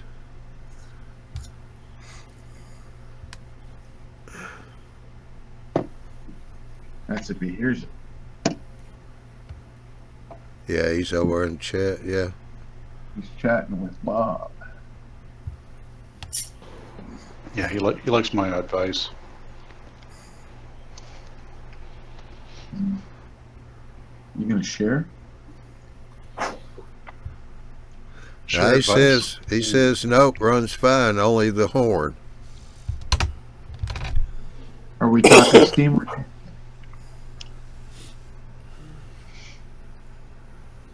That's got to be some kind of programming glitch then, doesn't it? I think so. Run a different engine. Could be your controller. Yeah, that's true. Yeah, you press your horn button, the same button all the time, all of a sudden, just lost connectivity, just shut off your signal to your locomotive, or your system. All right, Professor's got here, how loud is the sound set? Loud sound can draw excessive current, which can cause the decoder to halt or hesitate. What is the actual decoder make and model?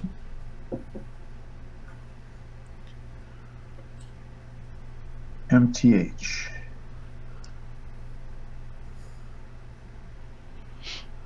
You talking about MTH?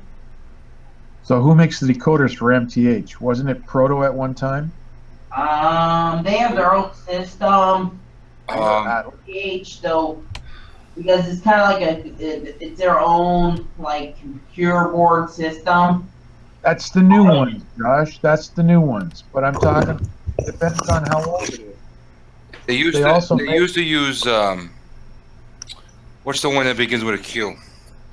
QSI. He used to use QSI, but he ended up suing them like he sues everybody else. So I don't know if they're still doing stuff for him or not. But Josh is right. I said this a couple of times. They do use their own boards, but their boards do come with DCC on them and their DCS system. Yes. But I don't know. I don't know who makes the board. They make Yeah. the boards. The boards, as far as I know, all the MTHs that I've had here have got their own sound system and DCC system, but it's not NMRA compliant. And there are quite a few little, like I've got a couple of K4s here, and I had to get them to run on the cab number on DCC. And there's a really convoluted way of having to set the decoder up to do that, because they're not like a standard decoder. They're not a standard DCC decoder. Yeah, it's MTH. What I've friends have done it in HO, different stuff. It's pain, and yeah, it's pain in the butt. The MTHs I've seen here, I've actually converted them over to WOWs. Pulled out the MTH board. The only thing we've left in there that belongs to MTH is the smoke generator. Yep. All right. Well, Curtis has put up here that the horn was on high, and it shut down when I hit it. Now I turned it down, and it just slows down. And Professor said that pretty well confirmed the current draw. And Curtis said that's the only engine out of all of his engines that does that. So, yeah, could be. Probably the only one that's MTH as well. Yeah, he said it never did it before, but you know, it just started with the new layout. So that could be it. He may not have enough feeder wires yet all the way around. Put it on a test track. Yeah, and give it the full amperage of your system. Yeah. Get a piece of flex track and see what happens. Plug it in.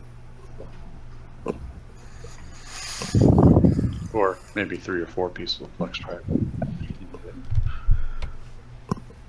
Well, yeah, talking about that, I had a little problem over at John's, testing out that curve. I'd hooked his Zephyr. He's got the old one, 2.5 amp. I bought yeast for him. Had it hooked up where we run the engine, we run diesel engine a little bit on there. Yeah, then I wound up shorted the track out. Now I can't get the thing to work at all. I don't know if I got to go back in and reset a circuit breaker CV or something, or.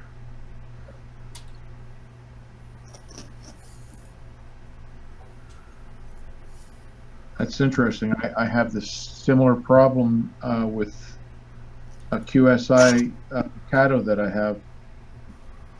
I put it in sleep mode, and I can't get it back out of it now.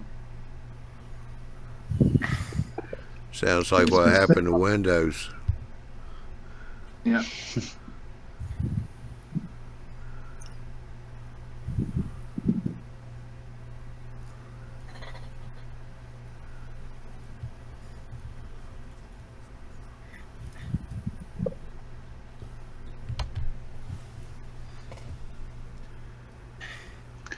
Yeah, I think he just needs a new decoder in that logo.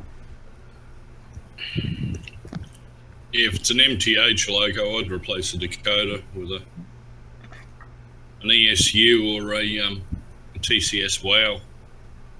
Mm-hmm. And you can make the one of the digital outputs. You can actually get it to drive the smoke detector, the smoke generator, and you can get it to pulse. So you can get the one of the spare outputs and set it to flicker, and then change the flicker rate, and that will pulse the smoke generator, and then you'll get the puffs, the chuff like it does with its own decoder. It's a bit of stuffing around, but it can be done.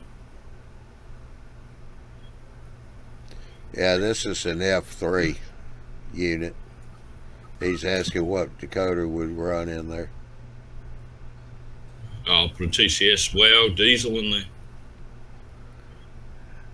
I'd send it back to MTH and let them replace if they're doing it with ECUs or TCS decoders. It's probably better decoder Yeah, if than it's what under was in warranty, it. you can send it back.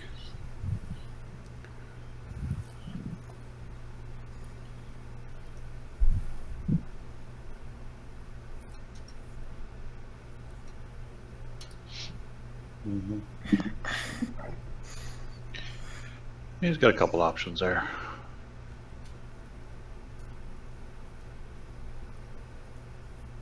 Yeah, Professor was saying the ST, TSU2, TCS WOW, lock, select, etc., etc.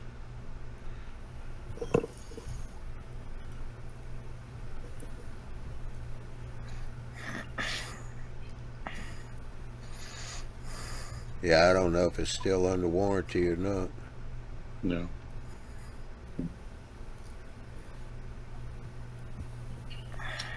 Watch you replace the decoder and it's a bad speaker. Yeah,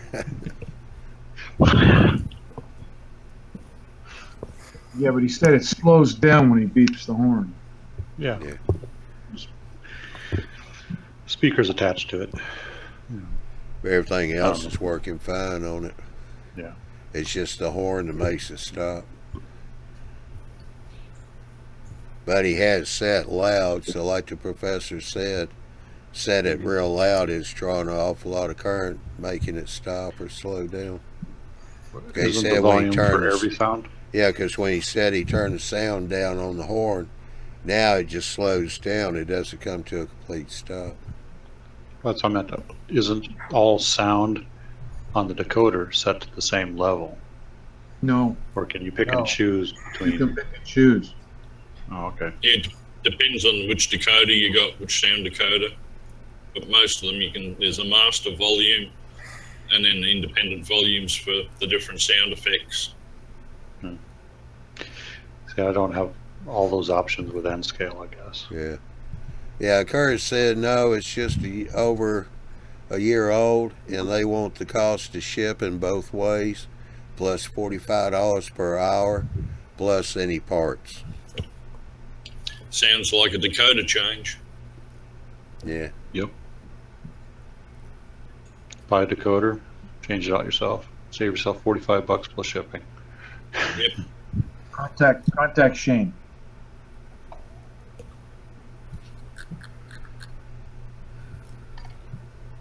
Then go buy a scale trains locomotive next time. I think you get commission from them. I hope. You go, Bob. This week I put a WOW decoder in one of those Cato 844s in N scale. Mm-hmm. I was listening to a podcast today where Shane Wilson, the guy from Scale Train. Yeah. They were asking him about the big blow, the turbine, and he was saying that I think the question was how well was it received and how good were the sales, and he said 60% of the sales went out of the U.S.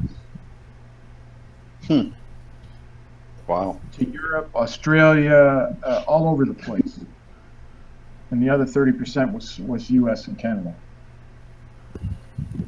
And he's got a second batch coming in. That's how well it was received. Yep. Yeah, well, the second batch is already here, I think, actually. I think so. I think you're right. Yeah. Because James did a review on it. Again. He's going, I just did a review. Why do you want this? Well, these are new numbers. Okay, fine. Yeah. Professor Shane is Shane Mason. He goes by Brakeman 17. He's a young fella up here in Kansas. Yeah, that's the other Shane. Yeah, does a real good job with decoders. He's come up with, well, he's got his own programmer for, what is that, the ESU? You have to have the Yeah. programmer for? Yes, yes. Yeah, Locks down the code. yeah, he took one of the decoders, put it in the engine for a fella, and reprogrammed it so you can actually go through the startup. You can hear him opening up the cab door, and then open up the electrical panel, and flip some switches, and then hit the starter. Turns the interior lights on. I think that same engine, Shane actually backlit the dash in that loco too. Yeah, in the Big Blow. Yeah. If you watch James's video, he captured the control panel inside the cab being lit up during the startup sequence. It was pretty cool. Yeah, we were talking to him on the hangout what he did to get the cabinet doors opening. He said he went out in the garage and recorded opening up his circuit panel box. And then for the switches, he just flipped the circuit breaker back and forth a few times.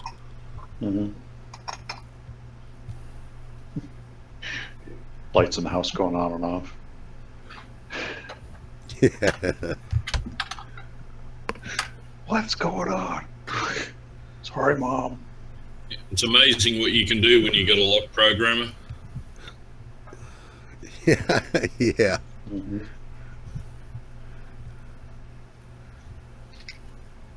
Like I've got Victorian Railways had a Walker Walker rail car, over here, and it had two small Cummins diesel engines in it. So by making up my own program, I actually got them opening the cab door, climbing in. You can actually hear them talking inside. Then you hear one motor start up, and then the other one starts, but it stalls, and then they got to restart it again. Yeah, that's pretty good. So if you listen carefully, you may hear someone cursing inside the model.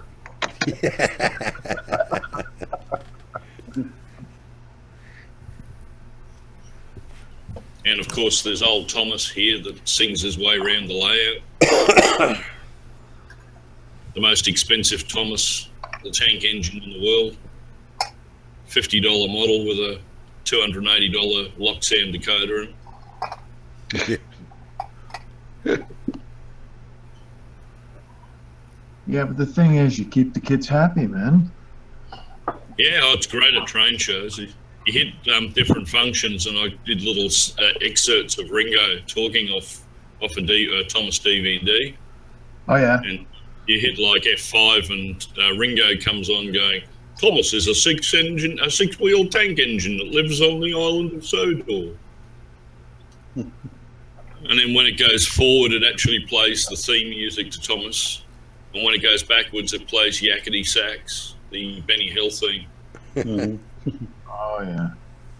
And it's got a proper Thomas whistle. I sampled the whistle off a DVD. But they're the silly things that you can do with a lock programmer. Yeah, I had when I was in the service, a bunch of us was in my car. We were going somewhere, and I had an 8-track player, and I had the Boots Randolph tape in there. Just as we passed a crowded bus stop, that one song comes on where he starts out with a real loud sax that sounds like somebody screaming. Everybody in the car just turned pure white. They thought I ran over somebody at the bus stop because they were kind of standing out in the street. All I did was I just looked in the rearview mirror and I went, "Wow, that was 10 points." Yeah.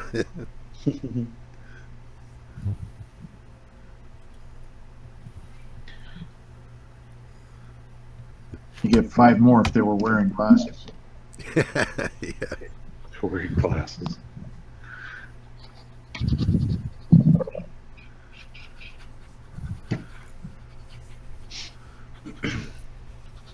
Yeah. Yeah, I love them old 8-tracks. I used to have the Easy Rider tape too. Go down a bumpy road when it's in that section where you got the motorcycles, they're kind of revving them up going down the highway there in the movie. Get to that section going across the bumpy road, sound like the motorcycles needed to tune up because they were cutting out. Because the head was bouncing on the tracks.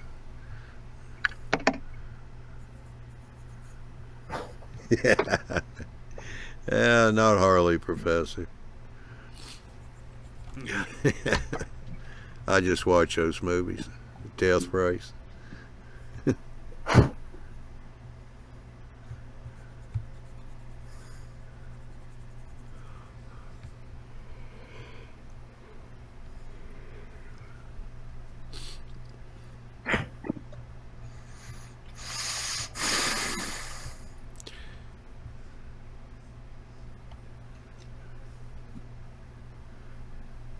Did you get your project done, Marty, on those decoders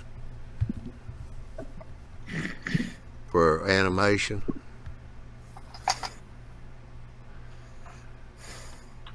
Your mic's muted if you're talking. Or he's got a mouthful of sandwich. I'm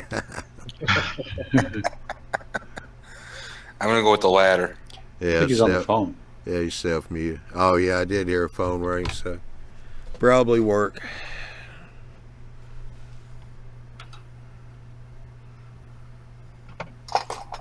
Johnny, I'm going to post something here. This is for you to watch later, or whenever you want, I guess. All right. You talked about the motorcycles and so on. This is a motorcycle commercial with Peter Fonda in it. Remember the old Easy Rider? Yeah.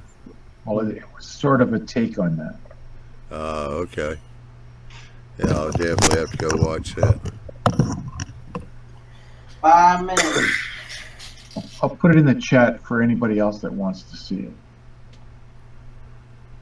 Oh, it came up on this one, did it? Yeah. No, So, web address, try it. Okay. Won't let me do it on the chat. well, you can't put the dot in there. You have to write the word dot, D-O-T-L, and leave the www off. All right. Put everything else, you just spell dot out.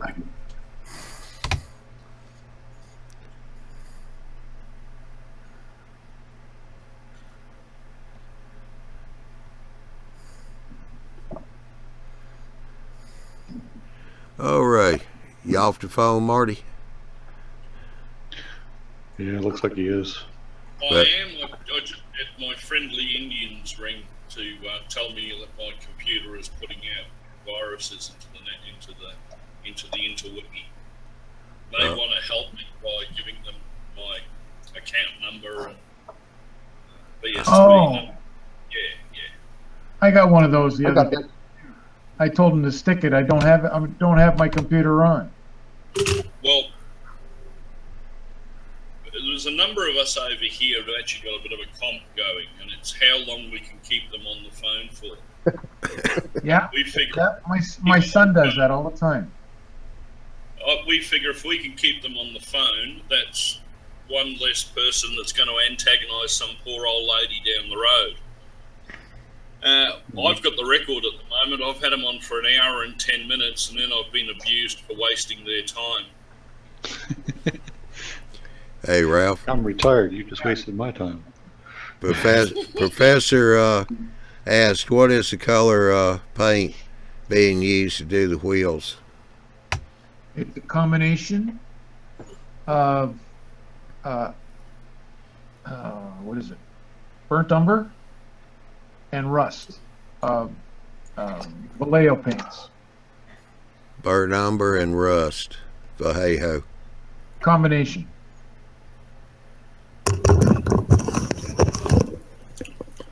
That was a question I had for you, Ralph. Okay. I've been, since I got this Trainmaster TV subscription, Yes. I've been watching it, and this bloke keeps coming up doing weathering of locos. Is he from Canada? And yeah, he's from Canada. I think his name's Ralph. Yeah, that guy's terrible. Yeah. Anyway, he had this neat little jig that held the wheels and axles and faces so you could paint them. That's what I got. Where do you get that from? Hang on, I'll get it for you. I think Micro Mart's got them. No, it's not Micro Mart. Yeah. Oh, it's No, not. it's not the same as the one at Ralph's got. The one at Micro Mart.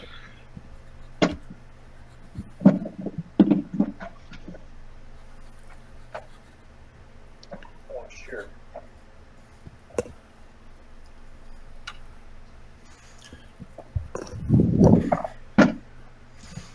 All right, what did I do with all the stuff I took to that clinic?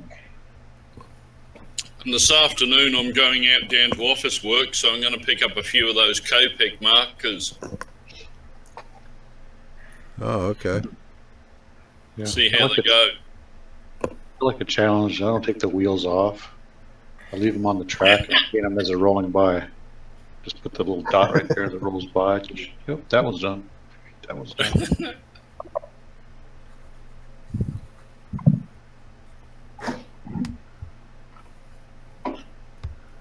And then I run it really fast to dry it in the air.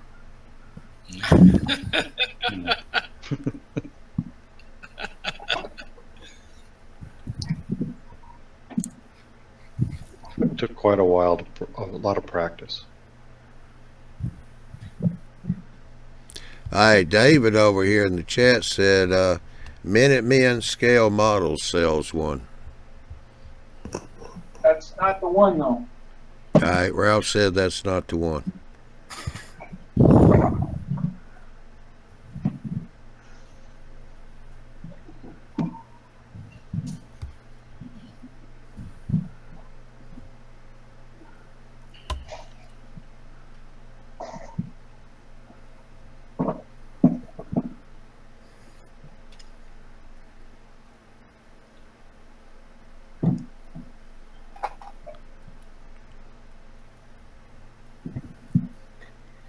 Yeah, that one there at that Minuteman, that looks like the one that they sell at Micromark as well. Yeah, the clear plastic that's kind of on a spring. Yeah. Yeah.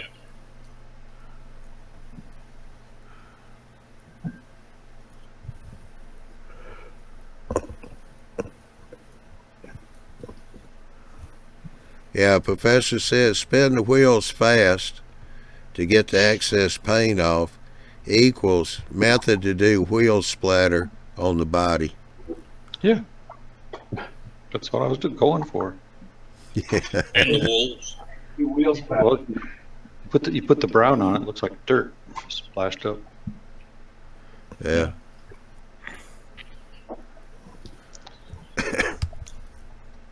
You have to leave a lot of excess wet paint on there, though. Yeah. Something to fly off. Okay, so you have to know your wheel size. Is it 33 or 36? Most of the Australian ones are 33s. Okay, it's called Modeler's Choice. Modeler's Choice. There's the picture of it.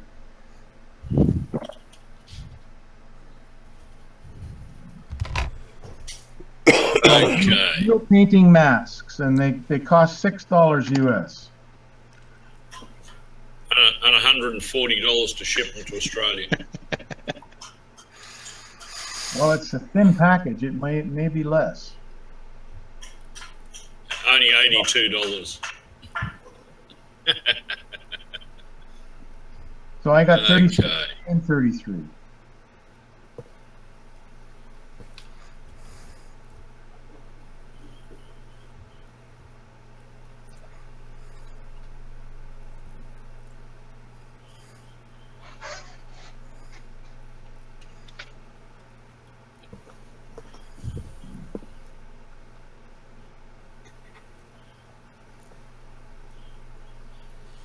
All right, Troy Simpson has a question here. Professor's giving him an answer, so I'll read both. And Bob just answered. But anyway, it said, I ordered a Bachmann DD40AX, and it says I can run on DCC and DC. It is. Yeah. Is it a automatic sensor, and do I need to open it and move a jumper? This is in N scale. Professor's answer was, Troy, should be auto on Bachman locos. To Bob says, nope, it will run right anyway. Right away. You don't have right away. You don't have to change any.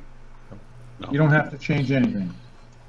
But Just don't have any control over any sound. It just runs sound. Your light comes on. that's right. When you run in DC, and if it's only going to run in DCC, then if you have access to Decoder Pro, go in and disable DC. Andy, your audio's not working. How about now? It is. No. Are you boys? No, we can't hear you. Okay. You have to stop answering my questions to be believable, but that's all right. Yeah, though, John, look at your clock. Troy said thanks. And Troy, most decoders are set to do both. It was an NMRA requirement that they do both, but it's not recommended you run it in DC for a long period of time. And I can tell you that out of experience. Working at the hobby store, we had a customer come in a year ago Christmas and bought Broadway Limited, what was the silver Burlington F units, that the Zephyr. Yeah. He bought a set of those, and he was only running it on DC. So he had motor control, and the lights would change when he reversed direction. But whatever sound was there, he had no control over it. And within 9 months of getting it, he brought it in because the decoder was burned out.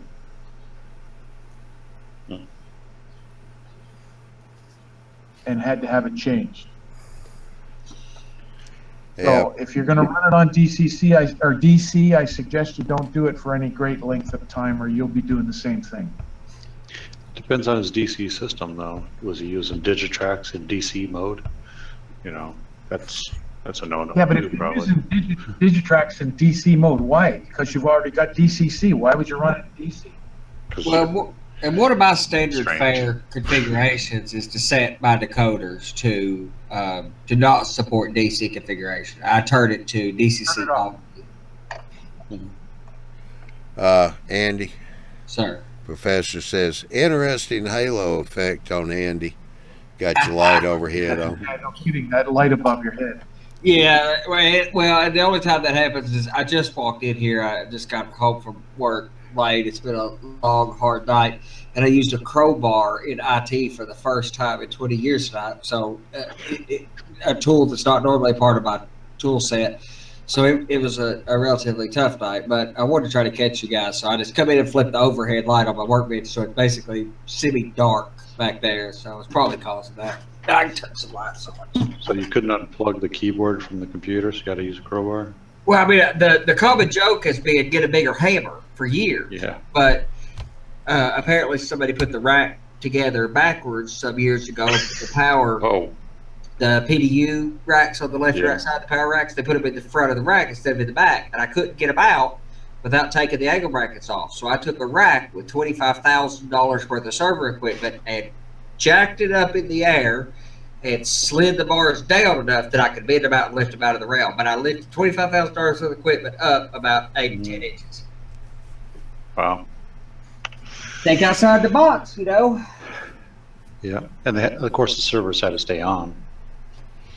Some of them were difficult to shut down, but I shut down non-critical. I mean, it was after hours, but still, it was a tedious. It was tedious and exciting and challenging and unusual, but Professor. I have to change subjects for a second, Andy. Question, sir. DC throttle.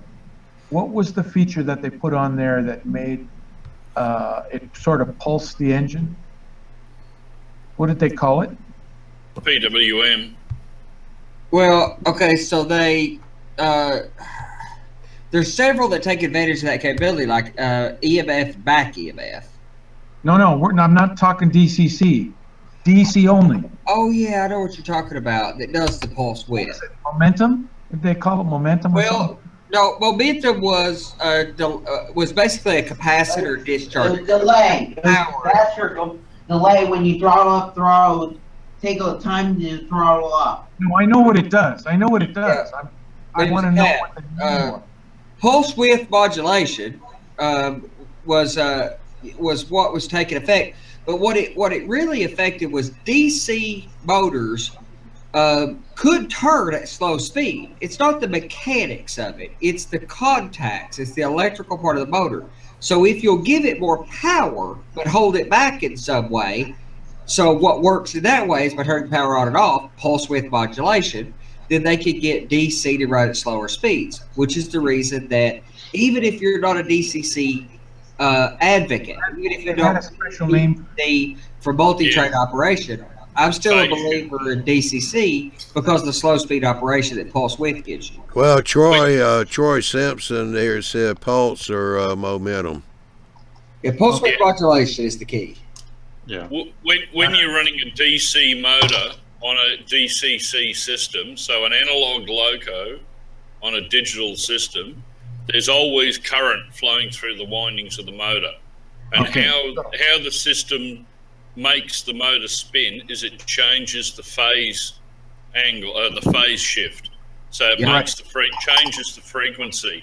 That allows more power to go through the motor and therefore start the motor to turn. The big problem is when a loco's just sitting there and it's not moving, those windings inside are getting hot because current is flowing through them all the time, and they're not rotating through air like they would if they were spinning. And eventually one of the poles burns out inside your motor. Right, and you put it on the layout and you'll hear it scream, you'll hear it squeal until you start give it some throttle. So on a Digitrack system, you go to address 00. And if you have, if you have DC enabled on the system, when you're on address 00, as you adjust your throttle, you're actually changing the frequency of the DCC signal, and therefore allowing the DC motor to start spinning, and you can drive a loco. So my whole point to the question was, in response to Troy, the pulse or momentum or pulse width modulation, whatever you want to call it, in DC is what kills your decoders.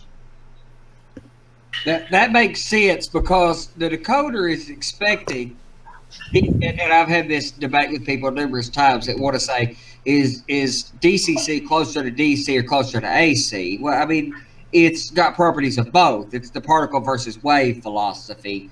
Although I think that the properties of AC are more prevalent in DCC because of alternating frequencies than the components of DC. But it is a fixed, somewhat of a fixed frequency.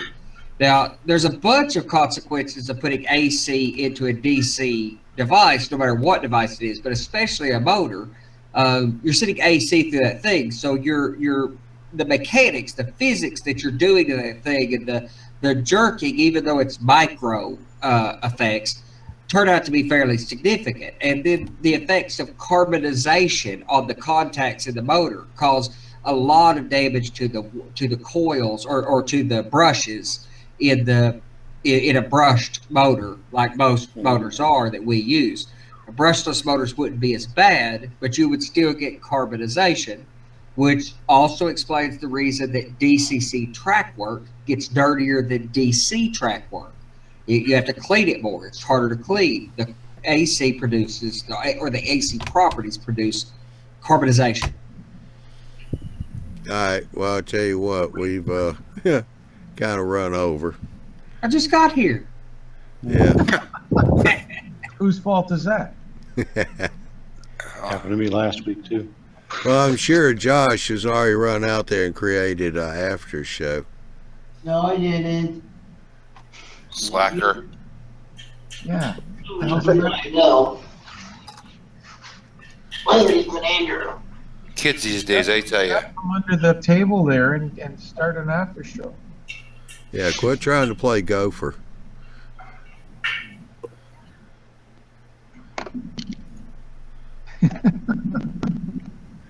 By the way, Andy, I think Troy was the one. He was going to send me an email to. He needs some links from you about the DCC Plus. Okay. Is he gonna send you an email? Yeah. Well, you wasn't here, so he's wondering how to get a hold of you. I told him just send me an email and I'd pass it off to you. Sure. Or anybody that ever wants to email me, Andy anything really at voyagetech.com is the one that gets to be the fastest. So I recommend you use Andy.ytmb, like YouTube Model Builders, Andy.ytmb at voyagetech.com. It's V as in Victor, OYAGETECH.com. All right, I'll tell you what, have you got the chat up? I will go get it up. Because he's close this up. Yeah, he was going. He was going. Andy, don't go, Andy. He had a question for you. Josh says he's got it. All right, Josh has got the after show hangout going on. Ron, I don't know if you noticed before, but we do hangouts pretty much all night. I mean, every night. Well, we used to do some all-nighters, but we usually have hangouts going every night. They're the what we call just the private hangouts. They're not recorded. So if you ever see one you want to jump in, you're welcome to do so. I'll keep that in mind. I appreciate y'all including me tonight. Yeah, no problem. We're glad to have you come on anytime. Thursday nights work real good for me. I've been kind of hanging out and watching y'all for a few weeks here, so decided I'd jump in tonight a little bit. Yeah, because we like to keep up on your progress there on the scratch build. I'm going to be out of town with work all week next week, but I will look forward to joining y'all again maybe in a couple of weeks. Yeah. Sounds good. Yeah, that'll be good. Awesome. Maybe I'll have some progress on this tiny little scratch build by then. Thing's going to be 2 feet long, and so far it looks like this. Yeah. Hey, that's progress. It's something. It's something.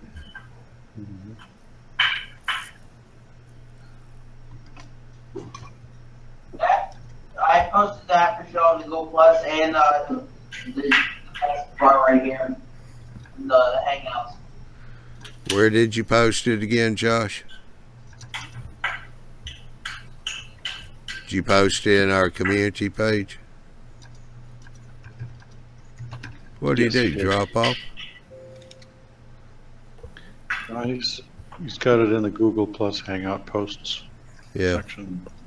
All right, on the Google community page. Yep. And YouTube Model Railroaders. All right. So the after show is posted on the YouTube Model Builders page. All you gotta do is go there and find Josh's link, and he'll click the link, and you're there. What did you call it, Josh? After show? Yeah, probably. Yeah. Okay. Some old guy with a magnifying goggles on. Oh yeah. Big bridge picture.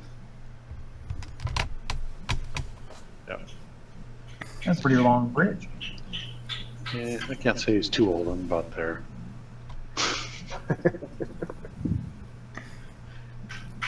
I like the bridge. Yeah. All right. Well, we're gonna wind this one down. We're almost 15 minutes past Josh's bedtime.